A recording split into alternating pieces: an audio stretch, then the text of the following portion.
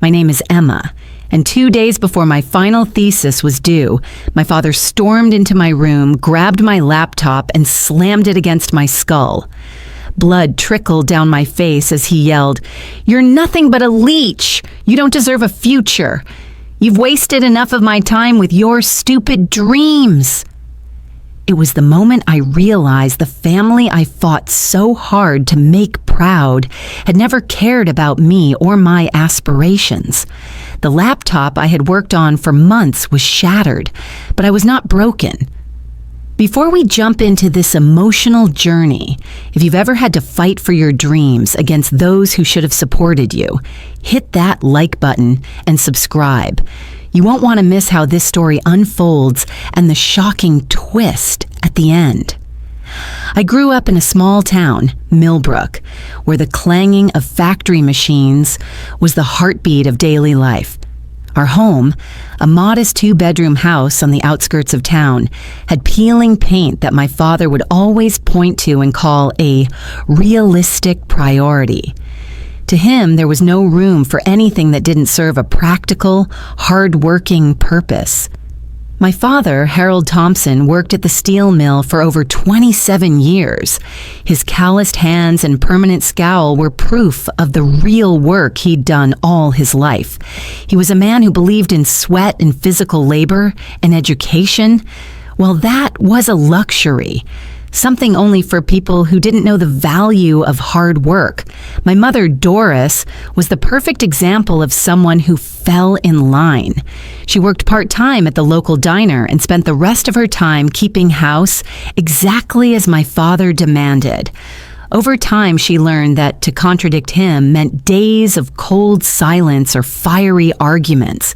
So she chose to stay quiet, echoing his opinions to avoid becoming a target herself. As for me, I was the outlier. My older brother, Frank, dropped out of high school in his junior year to work alongside Dad at the mill.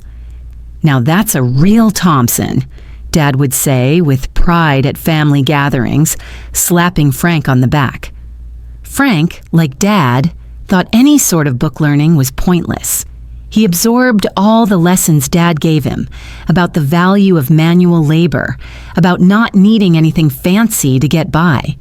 By the time he was 20, he had his own apartment and a steady paycheck. For my parents, that was success.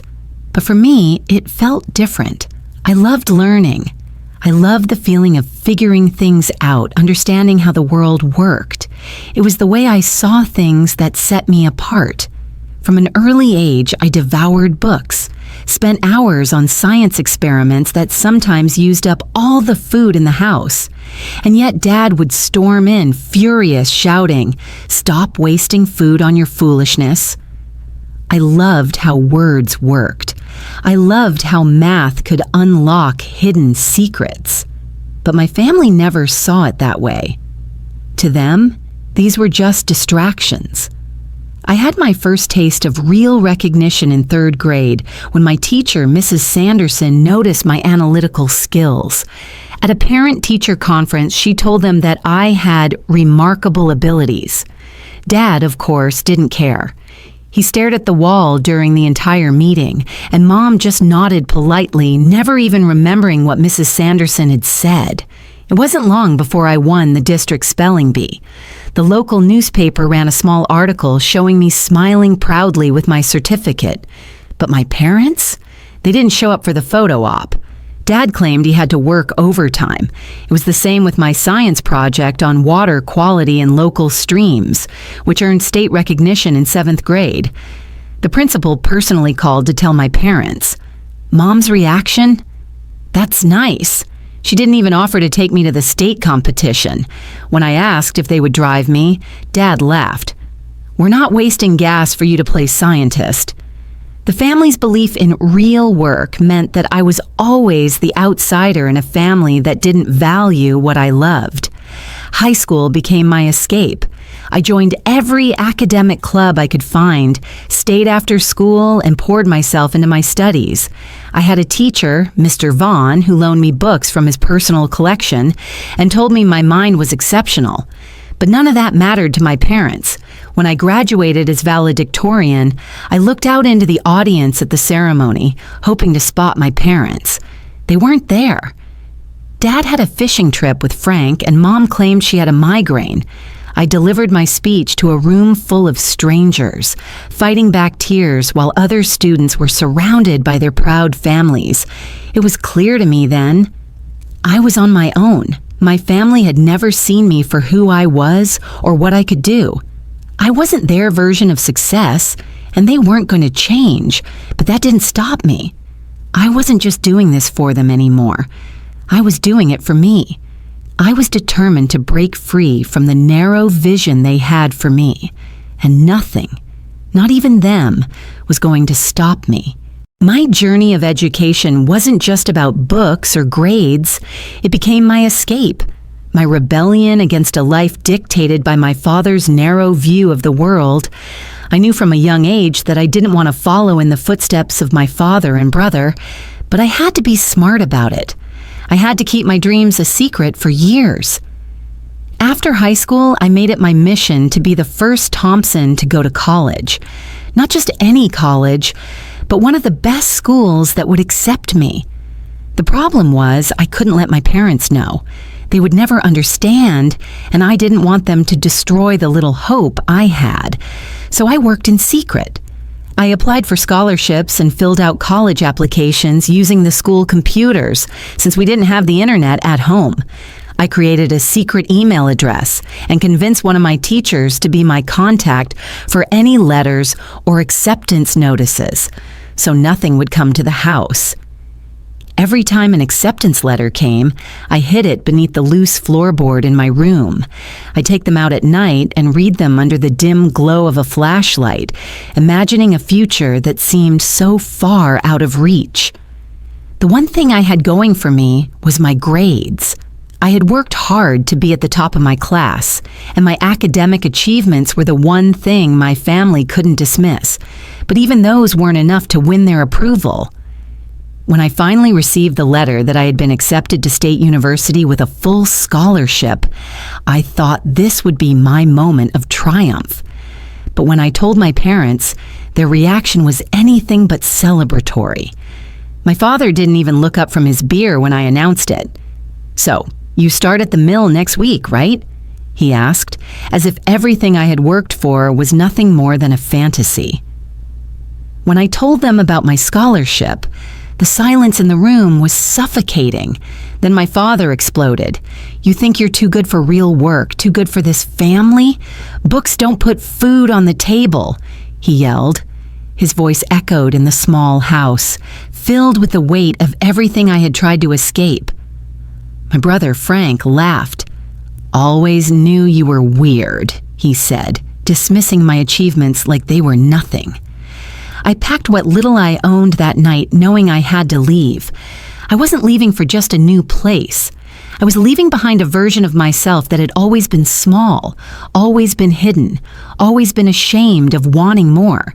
This was my escape.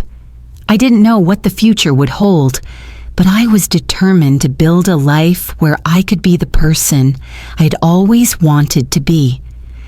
My first day of college was nothing like I'd imagined. While other students were moving in with their parents, I arrived alone, carrying just one suitcase and a backpack. I didn't have much. My scholarship covered tuition and basic room and board, but nothing else. I didn't even have a laptop. At first, I lied to everyone about my family. When my roommate Jasmine asked if my parents were coming, I said they couldn't make it. The truth was, they didn't care enough to even try. I was alone in a new world, surrounded by people whose families were proud of them, whose parents were helping them with everything. I wasn't sure how to be in a world where things were so different from what I had known. My first semester was the hardest.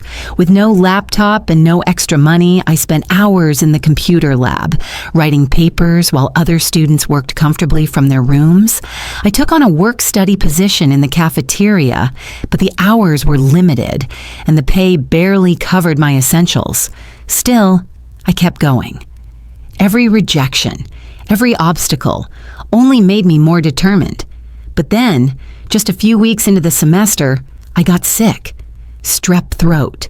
The clinic visit and antibiotics drained what little savings I had. With no money left, I had to call home.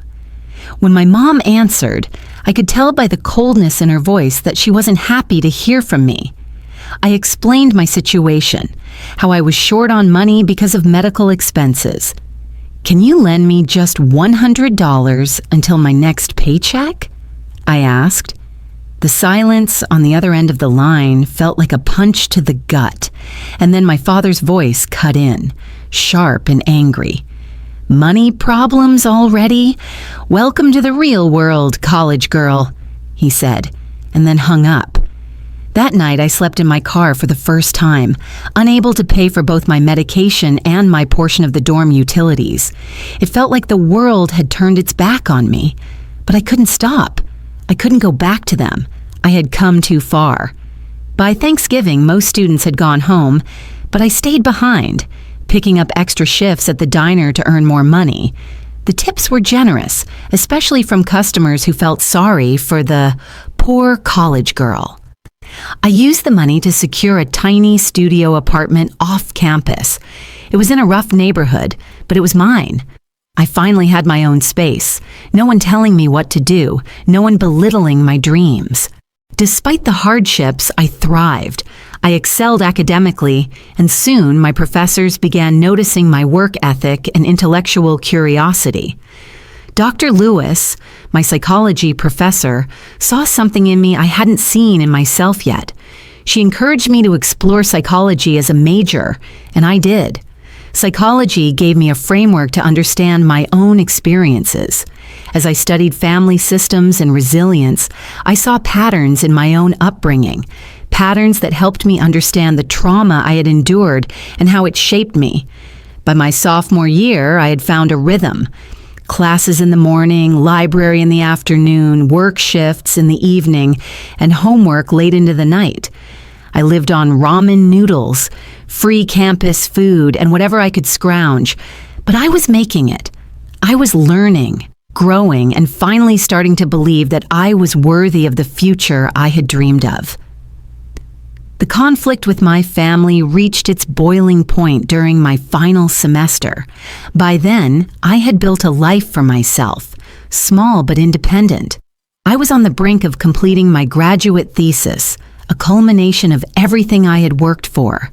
But no matter how far I came, it felt like the ghosts of my past, my father's scorn, my mother's silent compliance, were always lurking, ready to pull me back into the toxic environment I had escaped. It wasn't until I was just days away from submitting my thesis that the nightmare began to unravel in the worst possible way. My father walked into my room one night furious after hearing about my upcoming graduation. He stood there glaring at me, the same scowl on his face that I had seen so many times before, as if he could never understand why I was different. He didn't know the years I had spent pushing myself to the edge, overcoming every challenge he and the world had thrown at me. "You think you're too good for us now?" he shouted, his voice trembling with anger. "All this education, for what? It won't put food on your table. Real work is what matters, not that silly thesis of yours." It was a challenge I'd been waiting for, but not in the way I had expected. Every word he spoke was like a punch to the gut, reminding me of how far apart we were, how far he had always kept me. But this time, I wasn't going to shrink in silence. I wasn't going to let him win. But then, it happened.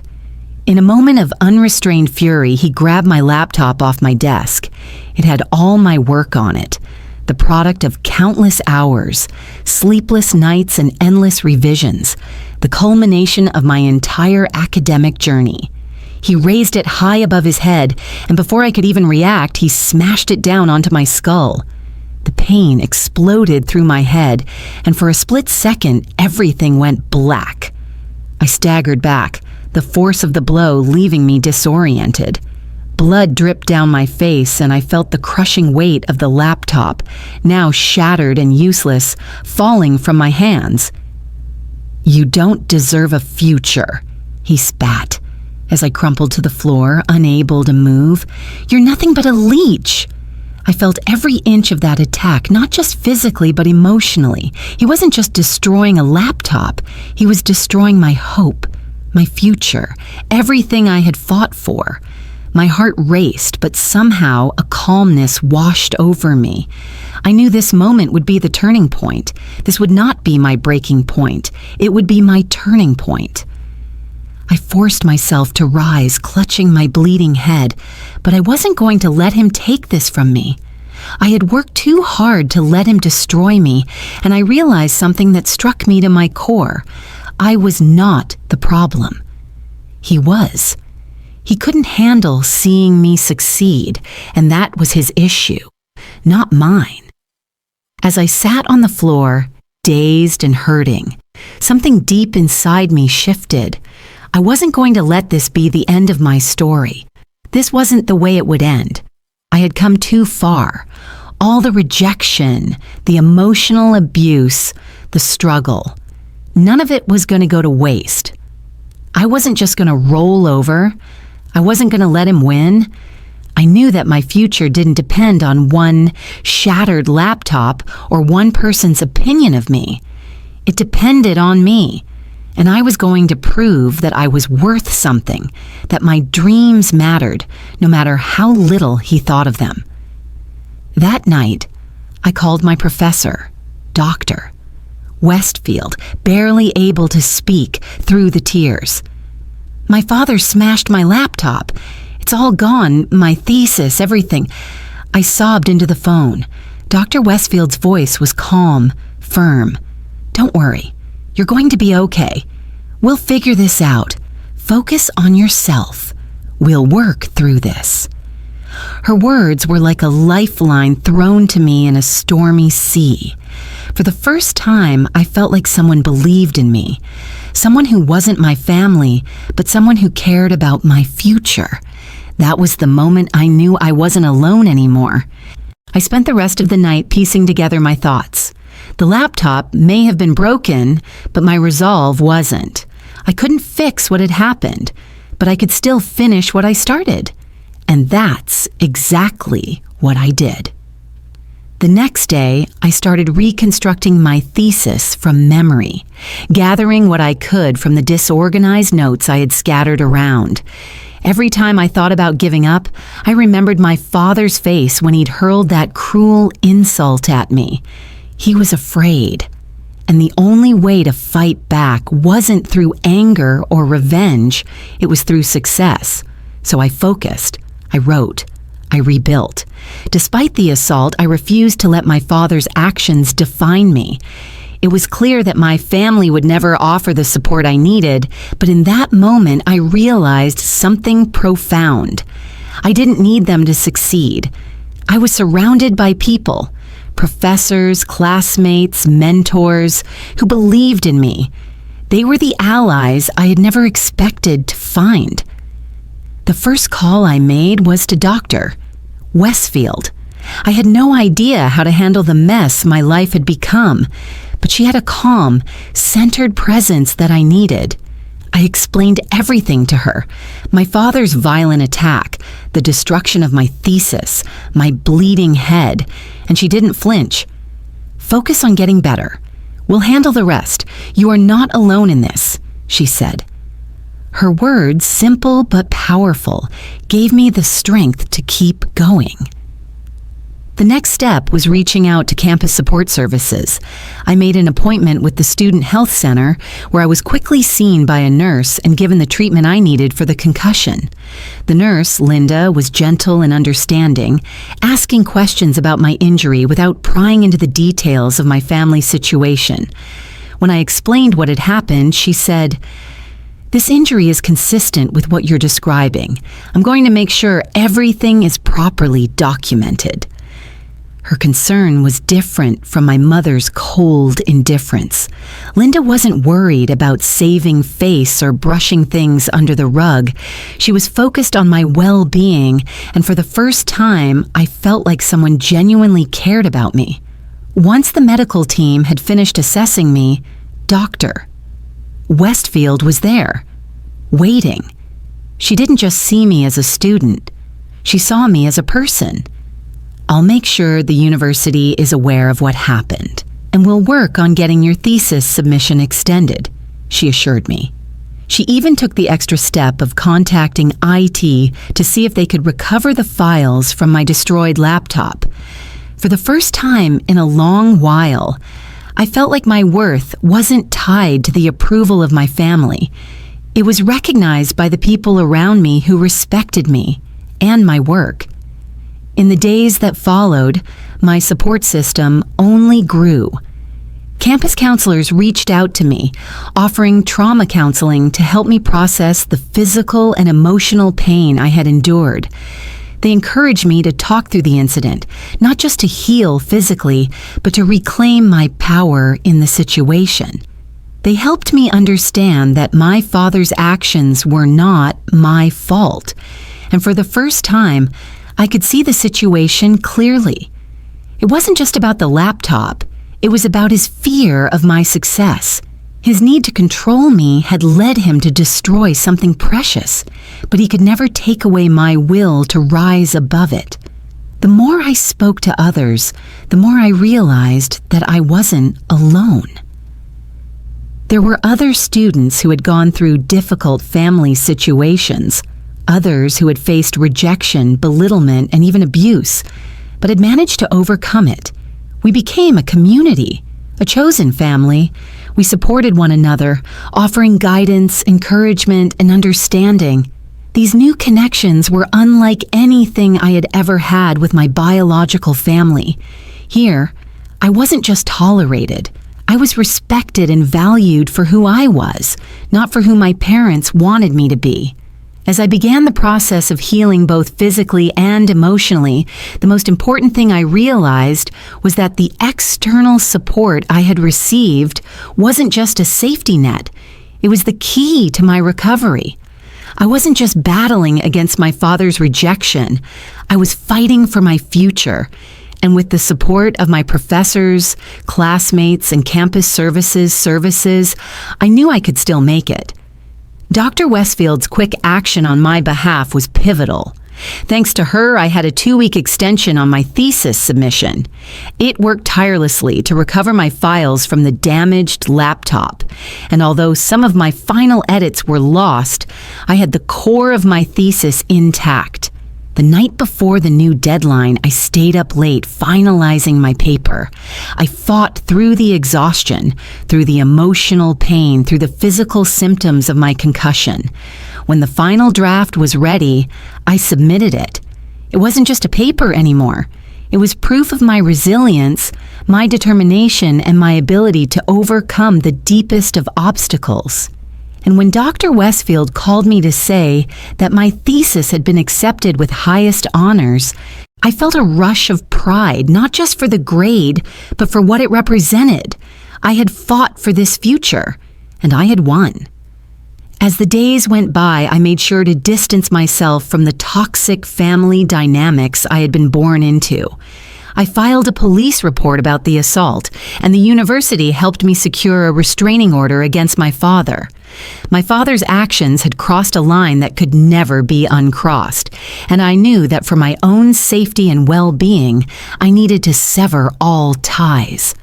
The restraining order was granted without contest, and I felt an immense weight lift off my shoulders. With the legal matters in motion and my thesis successfully submitted, it was time for me to reflect on everything that had led me to this point.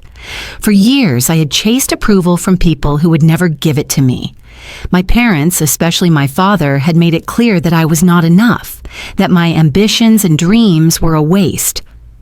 But in the end, I realized that the only approval I needed was my own. The physical healing had begun. My concussion had gradually faded. The scar from the blow above my temple would remain as a reminder of what I had survived. But the deeper healing was far more profound. I was no longer held hostage by my family's expectations. I had built something for myself, something they had tried so hard to destroy. And now I was free to pursue the life I had always dreamed of. As I moved forward, I continued to distance myself from the toxic family dynamic I had spent years trying to appease. The restraining order kept my father at a safe distance, and my mother, while still in my life, could never again have the same influence over me. I was no longer a passive participant in my own life. I had taken control, and that made all the difference. It wasn't just the degree that mattered. It was the journey, the emotional, physical, and mental strength it took to get to this point. My education had been a shield, a way out, but what truly mattered was how I had grown through everything that had happened. I had proven not only to my family but to myself that I could overcome anything. And when I walked across the stage to receive my degree, the feeling was indescribable. It wasn't just the culmination of my academic work. It was the culmination of a battle that had raged for years. The pride I felt wasn't because I had earned a degree. It was because I had fought for it despite everything. I had earned the right to call it my own. But the most important lesson came after the ceremony as I stood there looking at the degree in my hand. It wasn't about proving my father wrong or about showing my mother that I could succeed without their approval. It was about owning my life, about taking responsibility for my choices, my future, and my own happiness. I wasn't just their daughter anymore. I was me, and I had built my life from the ground up. The next chapter began with a sense of calm, knowing that I had made it this far without them, and that the future ahead was mine to shape. I didn't need their validation anymore. My worth was never determined by their narrow vision. It was determined by my own strength, my own resilience, and my ability to rise above the obstacles they had placed in my path. As I settled into my new life, I continued to build a career in the field I had chosen, not because anyone expected it of me, but because I wanted it. The scars of my past would never completely fade, but they had become part of who I was, woven into the fabric of my journey. They had made me stronger, and that strength was something no one could take away. If you found yourself in a similar situation, facing rejection, emotional abuse, or being underestimated by those who should support you, remember this: your journey is yours to shape. You are not defined by the narrow views of others. The obstacles you face can be the very things that build your strength and resilience. Keep pushing forward no matter how difficult the road may seem.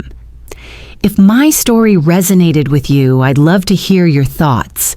Share your experiences in the comments below, whether it's a moment of triumph over adversity or a step you've taken toward reclaiming your future. Let's create a space for everyone to feel empowered, seen, and heard. Don't forget to like this video if you believe in the power of resilience, and subscribe for more stories of hope, strength, and personal transformation. And remember, your worth is not determined by anyone but you. You are enough. Keep going, and let nothing stand in the way of your dreams. Thank you for listening to my journey, and I wish you all the best in your own. Take care, and until next time.